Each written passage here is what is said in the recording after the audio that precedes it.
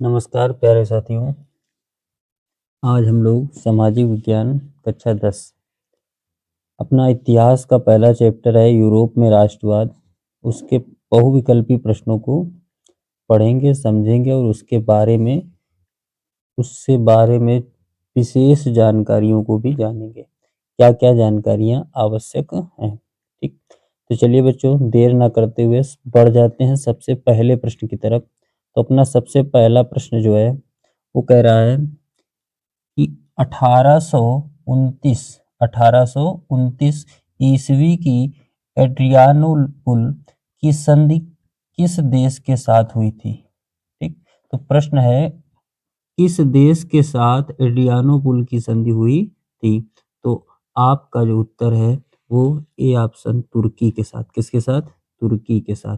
ठीक, अब बढ़ जाते हैं बेटा दूसरे प्रश्न पर। कह रहा है इटली का एकीकरण कब पूर्ण हुआ। तो इटली का एकीकरण कब पूर्ण हुआ बच्चों? तो बी ऑप्शन 1871 में। ठीक, अब बढ़ जाते हैं बेटा तीसरे प्रश्न की ओर। कह रहा है यूरोपियन सभ्यता का पालना किसे कहा जाता है। किस देश को यूरोपियन सभ्यता का पालना कहा जाता है। तो यूरोपियन सभ्यता का पालना किसको कहा जाता है? यूनान को। यूनान पुराना नाम, इसको ग्रीस भी कहा जाता है और अब ग्रीक कहने लगे हैं। पुर्तगाल की राजधानी लिस्बन है।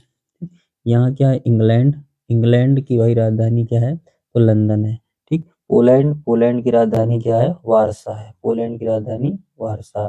ठीक, तो इनके बारे में आपको जानना, इन देशों के बारे में भी जान लेना है थोड़ा बहुत। ठीक, ये देश जो है यूरोपीय देश हैं सारे के सारे। ठीक, चलिए अब प्रश्न संख्या 4 की ओर बढ़ जाते हैं। कह रहा है सार्डिनिया का राजा कौन था। ठीक, सार्डिनिया एक प्राचीन देश है। ठीक, और इसका कह रहा है राजा कौन था। तो विक्टर इमैनुअल, आपने पढ़ा होगा विक्टर इमैनुअल जो था वो सार्डिनिया का राजा था। ठीक है, अब बढ़ जाते हैं बच्चे प्रश्न संख्या 5 की तरफ। प्रश्न संख्या 5 की तरफ। तो प्रश्न संख्या 5 में क्या है? तो कह रहा है इटली, कह रहा है इटली जो है इटली, ठीक, इटली का एकीकरण, इटली के एकीकरण का मुख्य नायक कौन था। इटली के एकीकरण का मुख्य नायक कौन था। तो भाई इटली के एकीकरण का मुख्य नायक, ठीक, अब देखिए सबसे पहले मेस्सनी। मेस्सनी इटली के एकीकरण में इसका बहुत बड़ा योगदान था। ठीक, काबूर, माउंट काबूर इटली के एकीकरण में इसका भी योगदान बहुत अहम था।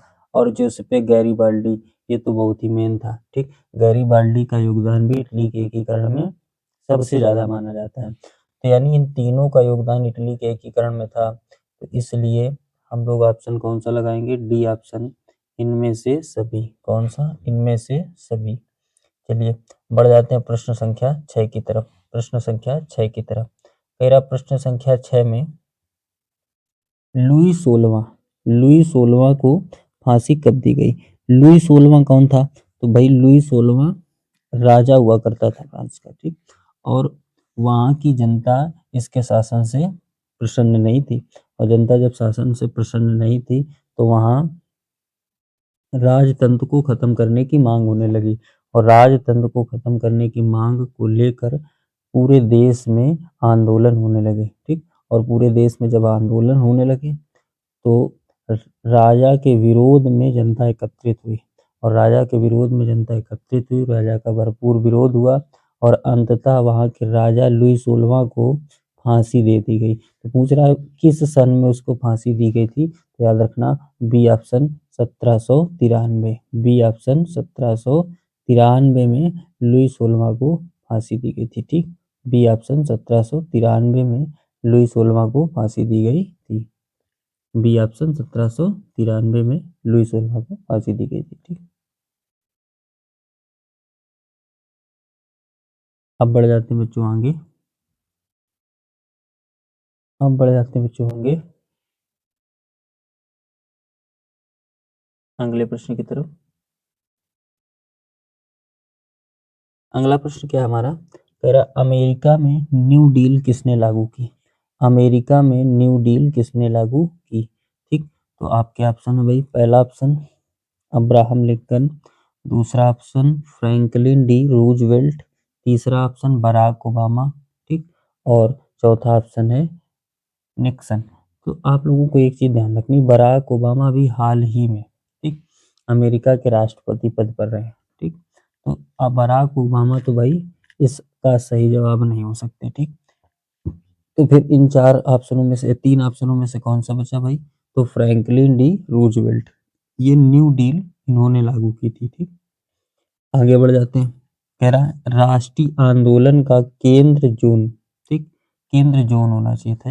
राष्ट्रीय आंदोलन का केंद्र जोन विश्वविद्यालय कहाँ है, ठीक। हाँ, केंद्र जेना है ना, जेना विश्वविद्यालय का नाम है, ठीक। राष्ट्रीय आंदोलन का केंद्र जेना विश्वविद्यालय कहाँ स्थित है, किस देश में स्थित है?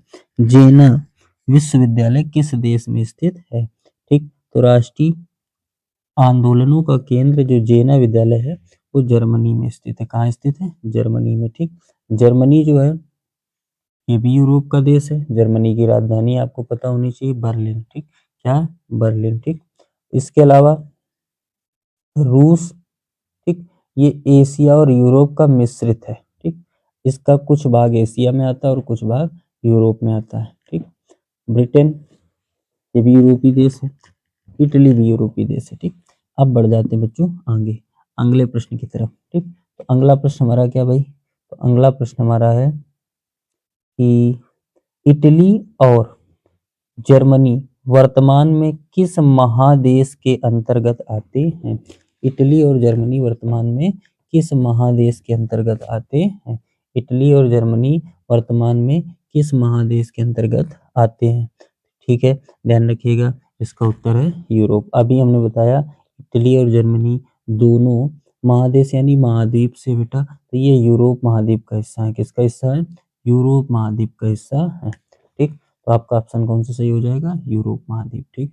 चलिए बढ़ जाते हैं बच्चों अगले प्रश्न की तरफ, बढ़ जाते हैं बच्चों अगले प्रश्न की तरफ, ठीक। अगला प्रश्न है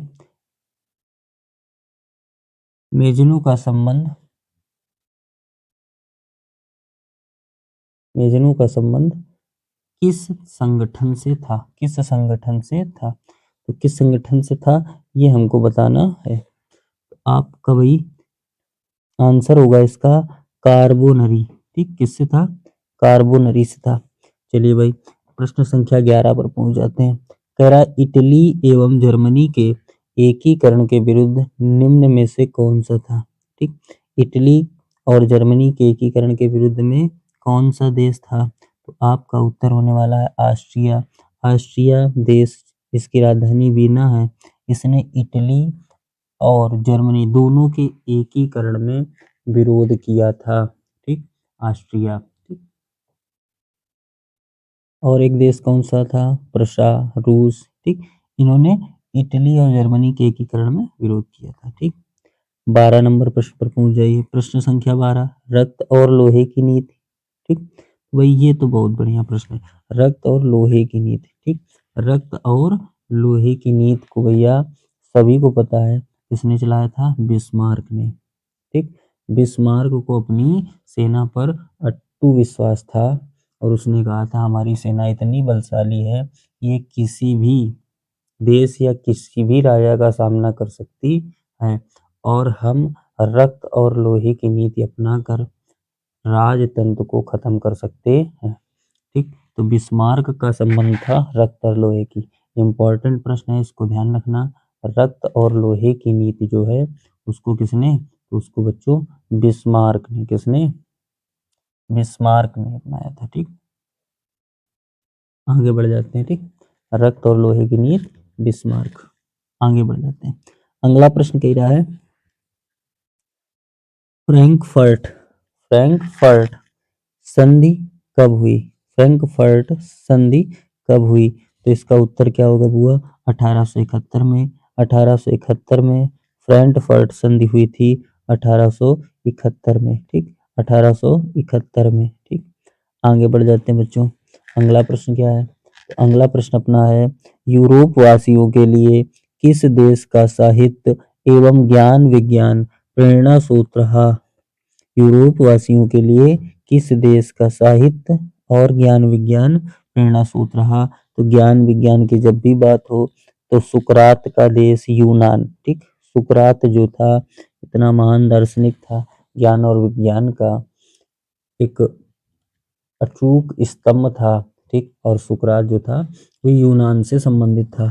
तो यूरोपियों को ज्ञान और विज्ञान यूनान से ही प्राप्त हुआ। प्रश्न संख्या 15 की ओर चलते हैं। कह रहा नेपल्स की क्रांति कब हुई? बच्चों नेपल्स की क्रांति कब हुई? तो नेपल्स की क्रांति बच्चों 1821 में हुई।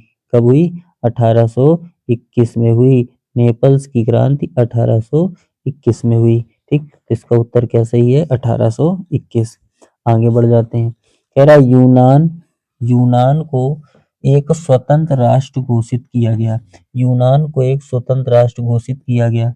कब घोषित किया गया? ये बहुत ही सबको पता होगा, 1832 में। कब? 1832 में, ठीक। एक प्रश्न और आपसे पूछते हैं, ठीक। एक प्रश्न का उत्तर सभी लोग कमेंट में जरूर दीजिएगा। श्रीलंका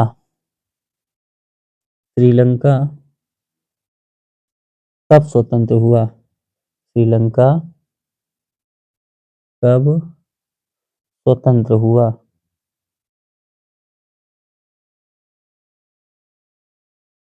इसका जवाब सभी को देना है कि श्रीलंका कब स्वतंत्र हुआ, ठीक। चलिए आगे बढ़ जाते हैं। तो यूनान स्वतंत्र राष्ट्र 1832 में हुआ। यूनान स्वतंत्र राष्ट्र 1832 में हुआ। आगे बढ़ जाते हैं प्रश्न संख्या 17 की तरफ। प्रश्न संख्या 17 की तरफ, ठीक। प्रश्न संख्या 17 क्या कह रहा है? तो प्रश्न संख्या 17 कह रहा है, प्रश्न संख्या 17 कह रहा है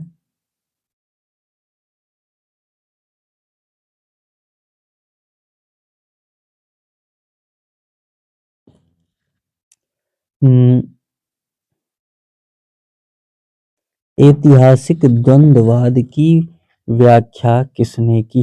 ऐतिहासिक द्वंद्ववाद की व्याख्या किसने की? तो भाई ऐतिहासिक द्वंद्ववाद की व्याख्या हीगल ने की थी। किसने की थी? हीगल ने की थी। ऑप्शन नंबर आपका क्या सही हो जाएगा? ए। आगे देखिए, एड्रियानोपुल की संधि कब हुई? एड्रियानोपुल की संधि सभी को पता, अभी एक बार ये प्रश्न हो चुका है 1829 में। कब हुई थी? 1829 में। किस देश का हंगरी पर पूर्ण आधिपत्य था? यानी हंगरी पर किस देश ने कब्जा कर रखा था? यूरोप का एक देश है हंगरी, और हंगरी पर ऑस्ट्रिया का कब्जा था। किसका? ऑस्ट्रेलिया अलग बच्चों और ऑस्ट्रिया अलग है, ठीक। हंगरी पर किसका कब्जा था? तो बच्चों ऑस्ट्रिया का कब्जा था, ठीक। चलिए बढ़ जाते हैं अगले प्रश्न की तरफ। ठीक। बढ़ जाते हैं अगले प्रश्न की तरफ, ठीक। अगला प्रश्न क्या है भाई? तो अगला प्रश्न है, पोलैंड के विद्रोह को किसने कुचल दिया था? पोलैंड के विद्रोह को किसने कुचल दिया था? पोलैंड के विद्रोह को किसने कुचल दिया था, ठीक। ध्यान रखना भाई, पोलैंड के विद्रोह को किसने कुचल दिया था? तो आपका उत्तर रहेगा रूस ने। किसने? रूस ने, ठीक। किसने? रूस ने। आगे बढ़ जाते हैं, ठीक। आगे कह रहा है, जर्मनी के एकीकरण के लिए कौन उत्तरदायी था? जर्मनी के एकीकरण के लिए कौन उत्तरदायी था, ठीक। तो जर्मनी के एकीकरण के लिए भाई आपका बिस्मार्क उत्तरदायी था। कौन उत्तरदायी था? बिस्मार्क। बी ऑप्शन आपका सही हो गया, बिस्मार्क। आगे बढ़ जाइए। इटली के एकीकरण में निम्न में से किसने योगदान दिया था? ये प्रश्न आपका हो चुका है। मेसनी और इमैनुअल, गैरिबल्डी, काबूर, ये सभी इटली के एकीकरण में शामिल थे। तो आपका ऑप्शन कौन सा सही हो जाएगा? आपका ऑप्शन डी, इनमें से सभी। यूरोपियन सभ्यता का पालना किसे कहा जाता है? ये भी सही है, यूनान को कहा जाता है। किसको? यूनान को। प्रथम जिनेवा कन्वेंशन कब हुआ था? प्रथम जिनेवा कन्वेंशन कब हुआ था? तो इसका उत्तर आपका हो जाएगा 1864 में। कब हुआ था? 1864 में। इटली का एकीकरण फिर से आ गया 1871। अब आगे आ जाइए। कह रहा लुई फिलिप किस देश का शासक था? ये अच्छा प्रश्न है। लुई फिलिप जो था वो किस देश का शासक था? तो आपको ध्यान रखना है वो फ्रांस का शासक था। ठीक, इसी का वंशज था लुई 16वां। ठीक, आगे बढ़ जाते हैं प्रश्न संख्या 27 की तरफ। प्रश्न संख्या 27 की तरफ।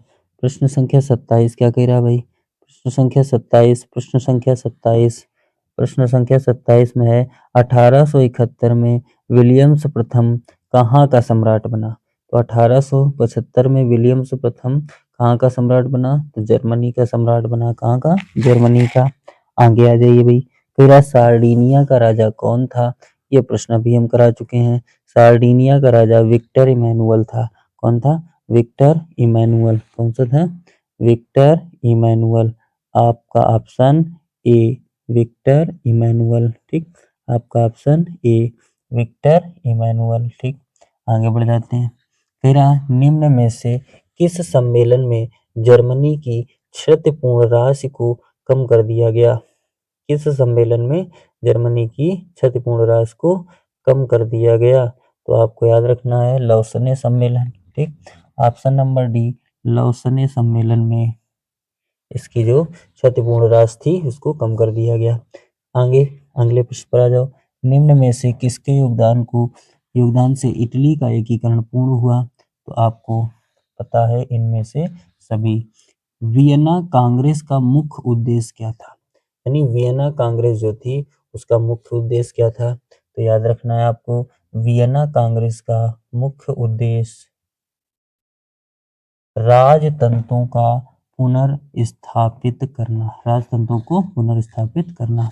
यानी वियना में सम्मेलन हुआ और उसके तहत जितने भी देशों में राजतंत्र का विरोध हो रहा था, लोग एकीकरण की बात कर रहे थे। ठीक, और संवैधानिक तरीके से देश को चलाना चाहते थे, तो उन आंदोलनों के विरोध में ये एक सम्मेलन हुआ जिसका उद्देश्य था कि राजतंत्रों की स्थापना हो, यानी राजा का शासन यूं ही चलता रहे। चलिए भाई अगले प्रश्न की तरफ बढ़ जाते हैं। ठीक, अगला प्रश्न क्या है? मेजनी का संबंध किस संगठन से था? ठीक, तो आपको पता है ना मेजनी का संबंध किस संगठन से था? कार्बोनरी से। ठीक, ये प्रश्न आप कर चुके हैं।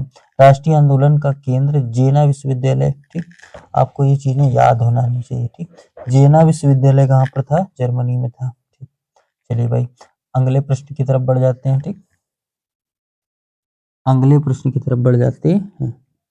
अगला प्रश्न है कोसूत का संबंध किस देश से? कोसूत का संबंध किस देश से है?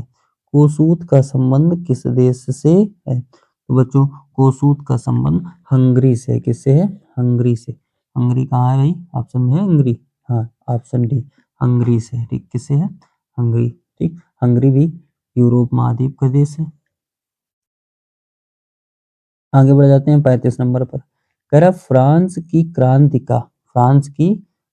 का प्रमुख कारण क्या था? फ्रांस की क्रांति का प्रमुख कारण था, तो फ्रांस की क्रांति का प्रमुख कारण था निरंकुश शासन। निरंकुश शासन माने राजा किसी भी प्रकार के अंकुश में शासन नहीं करते थे, यानी राजाओं को कोई भय नहीं होता था, उन्हें किसी भी प्रकार का कोई डर नहीं रहता था कि हमारे ऊपर भी कोई कानून है। ठीक, इस कारण वो निरंकुशता से शासन करते थे। ठीक, दंड का उनकी कोई विधान नहीं था, अपने लिए कोई दंड नहीं था।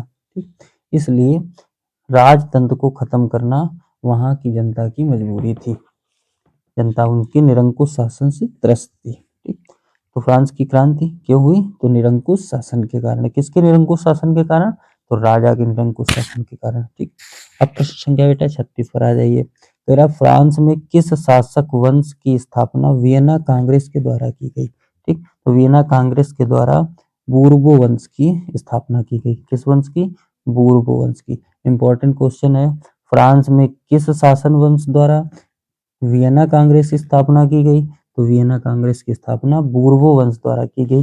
वियना कांग्रेस क्या चीज है? तो याद रखना वियना कांग्रेस जो है आपकी ये राजतंत्र को वापस लाना चाहती थी। ठीक,